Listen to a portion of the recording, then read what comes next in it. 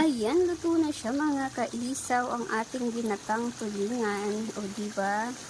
Ano pang hinihintay niyo mga kaisaw? Ilabas na ang inyong mga kalderong may kanin. Kain na tayo. For sure, tataob ang kaldero nito.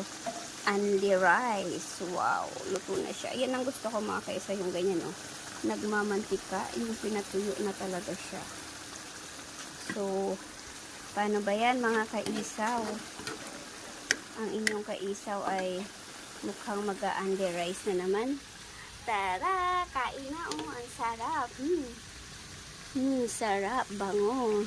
Diba? Yummy, daming sili. Yan ang gusto ko. Kain-kain tayo mga kaisaw. Ayan, luto na siya mga kaisaw, ang ating ginatang tulingan. O diba?